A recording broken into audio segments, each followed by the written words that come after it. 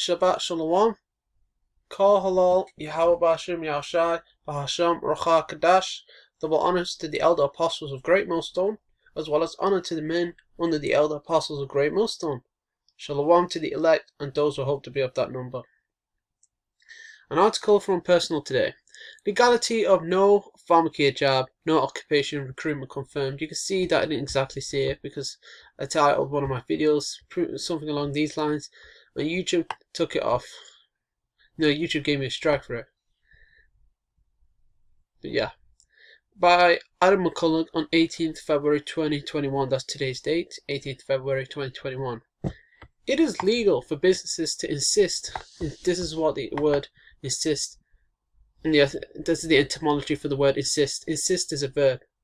A verb is a doing word. Insist from French, insistar, 14th century, or directly from Latin insistare, take a stand on, stand still. Root start to stand, make, or be firm. So it is legal for businesses to take a stand on, be firm on new employees being maxed as a condition of their employment, the Justice Secretary said. In an interview with ITV on Wednesday, Robert Buckland said only enlisting new staff once they had been inoculated was possible if it was written into their contracts. And it tells you about a London-based plumbers called Pimlico and their founder saying, yeah, I'm going to want everyone who works for me and everyone who wants to work for me to have the job. Those who want to work for me, truly, who want to get on and work for me, I'm going to want them to get a job before they come and work for me. Care home operator, Barchester Healthcare, they pretty much say, yeah, we want all our new hires to get the job. And then they give their reason as to why. David Samuels, legal director at law firm Lewis Silken, confirmed there was nothing legally to stop a business from placing a no job clause in contracts for new hires. But he said such policies could be shown to be discriminatory. They could, for example, disproportionately affect young people who will have to wait much longer than the middle-aged and to receive than the middle-aged and the elderly to receive an inoculation, really a max. Why is that? Because on average, when it comes to the younger people, on average young people have to wait longer to get this max. He advised employers to analyse each job role and evaluate health and safety risks before introducing such a clause. If they fail to do this, he added, they could leave themselves open to a legal challenge on the basis it was unfair or discriminatory if a claimant could prove they weren't able to access the max. Samuels told the BBC, it's going to be harder to justify, especially if they don't go through that process and document it, and it will be more likely that they will be challenged successfully through a legal claim. Buckland said it was unlikely bosses could make existing employees have maxes under their current contracts. He added, however, that legal actions could settle the issue. I'd be surprised if there were contracts of employment existing now that did make that approach lawful. I think, frankly, the issue would have to be tested.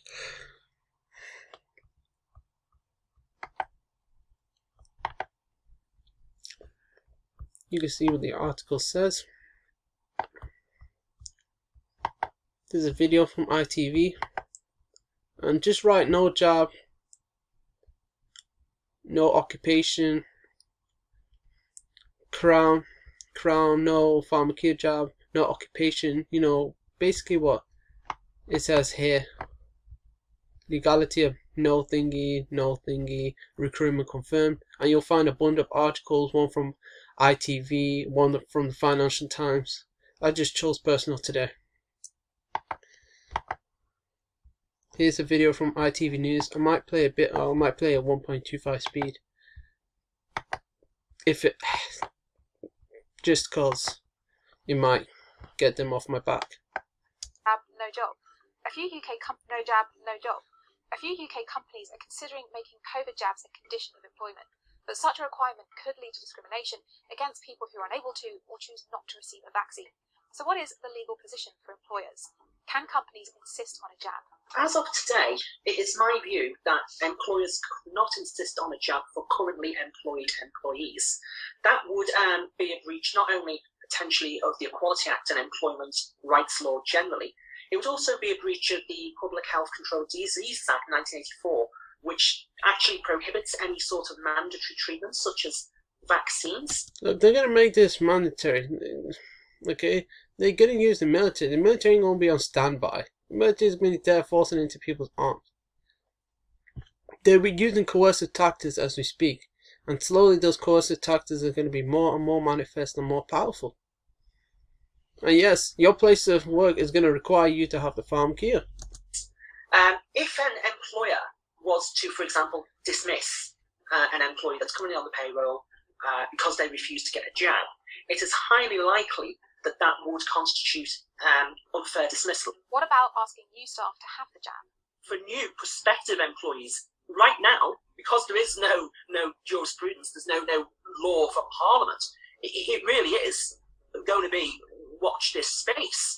The parties are free to negotiate their contract. An employment contract is just like any contract.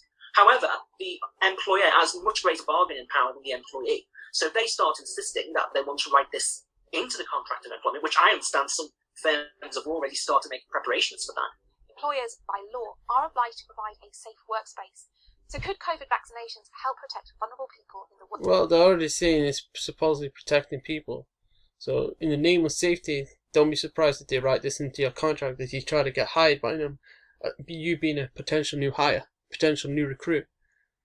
So yeah, they're gonna it's gonna be hard to get a new occupation after your old occupation, you know,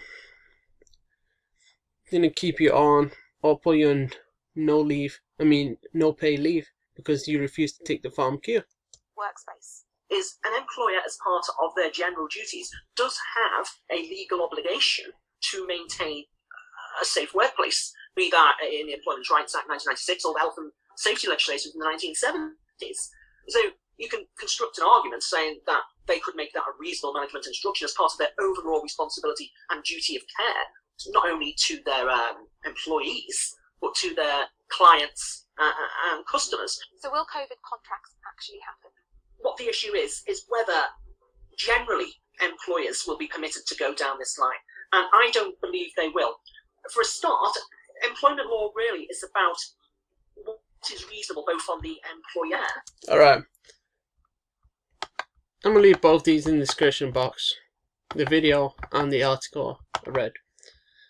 Luke 17:33 or even Luke 9:24. Well, you can find it in cross-reference. Whosoever shall seek to save his life shall lose it, and whosoever shall lose his life shall preserve it. Cross-reference. Luke 9:24 I just want to get Luke 9:24. For whosoever will save his life shall lose it, but whosoever will save his life for my sake, the same shall save it. Okay. For whosoever will save his life. If you try to save a life in this kingdom, by complying, doing as you're told to whatever he tells you to do, such as getting this PHARMAK, and then after this PHARMAK, the mark of the beast, which is the microchip, you're going to end up losing your life, because Yahweh Hashem Yahshua is going to put you to death for wickedness' sake, not for the sake of righteousness. But whosoever will lose his life for my sake.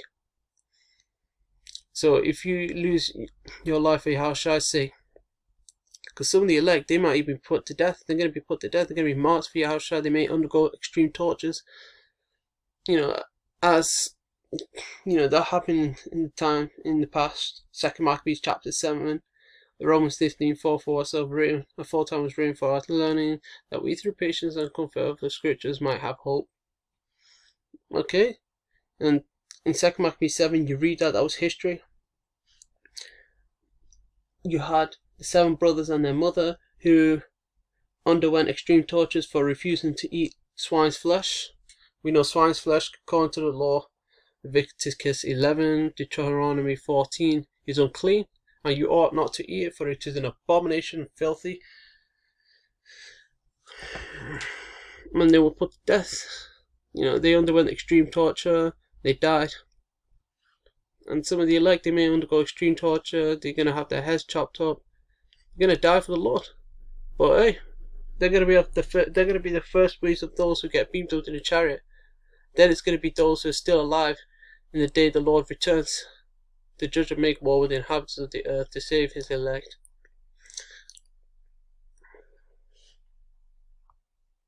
And take the kingdom. So yeah, whosoever shall lose his life for the Lord's sake shall preserve it. Yeah, you're going to preserve it. You're going to keep it. Because you're going to get the kingdom you're going to be of the elect. And the elect, they're going to get the kingdom of heaven on this side. Alright, yeah, cross references.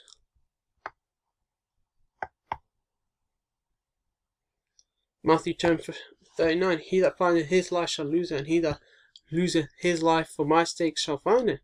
Right. Matthew 16:25.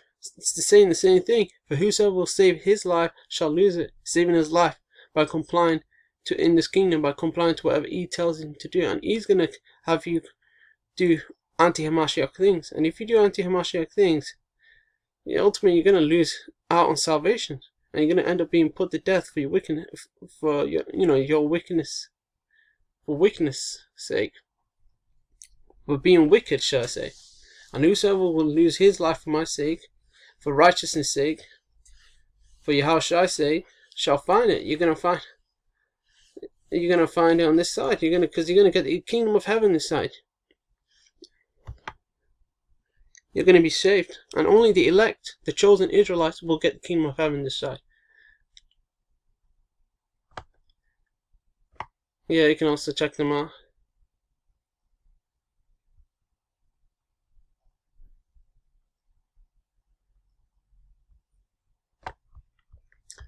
Just want to get the word for lose in Luke 17:33. Strong's G 622. Apollomy.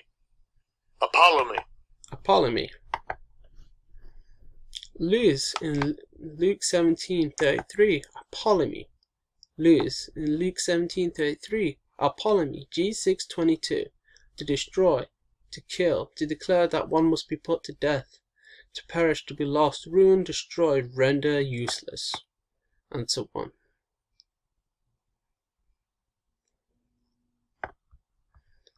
Thayer's Greek Lexicon.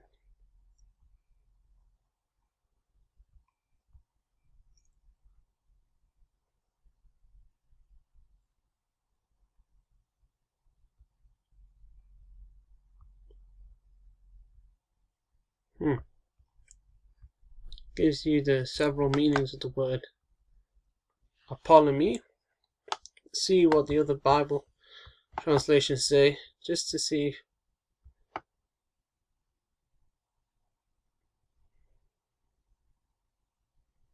NLT says, if you cling to your life, if you cling to your life in this kingdom by doing whatever he tells you to do, you're gonna end up losing it, because you're gonna be put to death for being wicked. And if you let your life go, you will save it, because you're not gonna do things to keep yourself alive in this wicked kingdom, such as doing things that will ultimately have you lose out salvation. First it's going to be this PHARMAK here, and then it's going to be the mark of the beast, which if you take pursuant to Revelation 14:9-11, you will get hit with thermonuclear fire and may even be sapped by chariot fire. So if I were you, it's not worth taking it. I mean, he's at his end, okay? He cannot extend his kingdom by the smallest unit of time. Seeing his days are numbered and not seeing, no, I'm not even going to butcher the scripture. Let me just get it. Job 14:5. Job 14:5. Sorry, Job 14:5.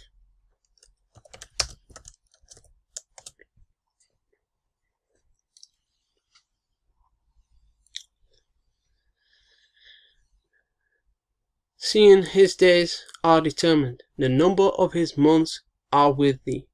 Thou hast appointed his bounds that he cannot pass.